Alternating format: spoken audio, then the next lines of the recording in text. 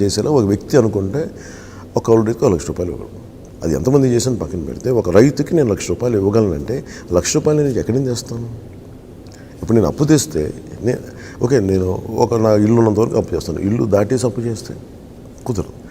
So నేనేం పెట్టుకున్నాను, నాకు సినిమా ఉంది కాబట్టి నేను ట్యాక్స్ కట్టగలను. సినిమాలు చేశాను అంటే వ్యాపారం చేశాను. నేను యాక్ట్ చేశాను, మేబీ యాక్టర్ కాబట్టి నేను యాక్ట్ చేశాను, సినిమాలు వచ్చినాయి, డబ్బులు తీసుకెళ్ళి అంటే ఒక డెవలప్మెంట్ కార్యక్రమం. ఐఎమ్ ఏబుల్ టు గివ్ అంటే డెవలప్మెంట్ అండ్ వెల్ఫేర్ రెండు పక్కన చేయగలిగాం. ప్యారలల్గా ఉండాలి. అంతేగాని కూర్చోబెట్టి నువ్వు అప్పు చేసి అది అందులో ఏముంది? పోనీ అప్పు చేసి నువ్వు ఉన్నావంటే నీ వ్యక్తిగత సంపాదన పెరిగిపోతుంది. అంతే. నువ్వు వ్యక్తిగత సంపాదన నువ్వు చేయగలిగినప్పుడు నువ్వు ఇన్ని రకాలుగా అప్పులు చేయగలిగే తెలివితేటలు మాకేముంటాయి? చంద్రబాబు గారి అనుభవం ఉంది, అపారమైన అనుభవం ఉంది, హిస్ అడ్మినిస్ట్రేటివ్ ఎబిలిటీ, అది ఖచ్చితంగా వాడుకోవాలి దాన్ని. అలా అందుకని ఎందుకు కేంద్రం ఎందుకు తపన పడ్డాను కూటమి రావాలంటే ఈ పరిస్థితులను వివరించగలను ప్రధానమంత్రి గారికి.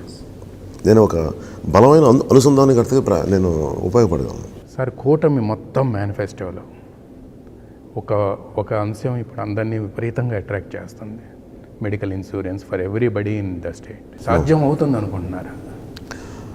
అంటే నేను ఎట్లా ఆలోచిస్తానంటే, నేను పార్టీ నడుపుతానండి.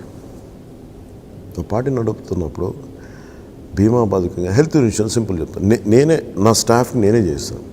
నేను నా స్టాఫ్కి వాళ్ళకి ఏం వచ్చినా కొంతమందికి 25 lakhs, కొన్నిసార్లు 15 lakhs వాళ్ళు అడిగేదాన్ని బట్టి అడుగుతాను. నేను మటుకు ఎక్కువ మందికి ఏమంటాను, 25 lakhs ఇన్సూరెన్స్ చేయించినట్టు లైఫ్ ఇన్సూరెన్స్ చేస్తాను ఎవ్రీ ఇయర్ మా స్టాఫ్కి. అలాగే హెల్త్ ఇన్సూరెన్స్ చేస్తాను. అందరికీ ఒకేసారి జబ్బుని పడడం, కరోనా లాంటి ఒకేసారి రావు, ఒక ఎక్స్ట్రాడినరీ సర్కమ్స్టాన్స్. అంటే స్టేట్లో ఇంత వెల్త్ ఉన్నప్పుడు ఎన్ని కోట్ల మందికి ఖచ్చితంగా హెల్త్ ఇన్సూరెన్స్ చేయొచ్చు. ఎందుకంటే మనకి ఇంగ్లాండ్లో కానీ యూకేలో బేసిక్గా హెల్త్ హెల్త్ కేర్ చాలా బాగుంటుంది. అంటే ఇంత ట్యాక్సులు కట్టినా అంటే నాకేమనిపిస్తుంది అంటే వ్యక్తిగతంగా మనం ఇంత ట్యాక్సులు కడుతున్నాం కదా, కనీసం నాకు ఆరోగ్య భద్రత ఎందుకు రాదు? నేనే ఉంటాను, నేను ఇంత ఇన్కమ్ ట్యాక్స్ కడతాను, మళ్ళీ నేను దానిపైన మరి నాకు ఏముండదు ఇన్ రిటర్న్ అంటే ఎంతసేపు కట్టడమైన ట్యాక్స్ తిరిగి నాకు ఏం ఉండదు అంటానికి అది మినిమం సోషల్ రెస్పాన్సిబిలిటీ కదా. అంటే ఈ 25 lakhs పాసిబిలిటీయా అని అంటాను లేదు, పాసిబుల్ చేయిస్తేరాలి, చేస్తాం. సాధ్యం అవుతుందని ఖచ్చితంగా సాధ్యం అవుతుంది. సార్, జగన్ పదే చెప్తున్నాడు నమ్మకం, నేనే నమ్మకస్తుని, నన్నే నమ్మండి, తర్వాత నమ్మకానికి ప్రతిరూపం నేనే అంటున్నాడు. అది అపనమ్మకం అని కూటమి కొంతవరకు సక్సెస్ అయింది ప్రూవ్ చేసి. అంటే నమ్మకం అంటే ఏంటంటే మన ఫౌండేషన్ ఏంటంటే నమ్మకానికి ఫౌండేషన్ ఏముంటుంది? మాటే కదా ఫైనల్గా. అంటే మీరు ఏ మత గ్రంథం తీసుకున్నా the origin of any holy scripture is about word. అంటే అల్టిమేట్గా ఏమి చేసినా ఫైనల్గా మాటే ప్రధానం. అంటే నువ్వు మాటిస్తే నిలబడతామని. అతను ఎందుకు నమ్మాలి? నువ్వు సిపిఎస్ రద్దు చేస్తాను, it's manifesto, it's promise. With in a week అని అది నిలబెట్టుకోలేదు.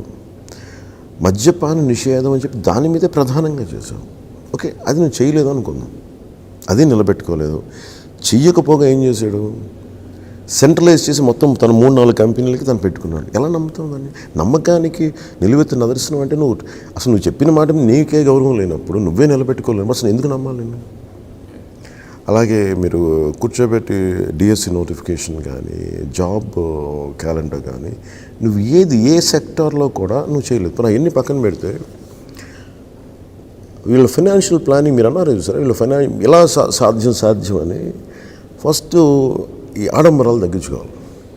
ఇప్పుడు నువ్వు ఆల్రెడీ ప్రభుత్వ భవనాలకి డబ్బులు ఉన్నప్పుడు నువ్వు 1,300 కోట్ల రంగులు ఎందుకు వేస్తావు?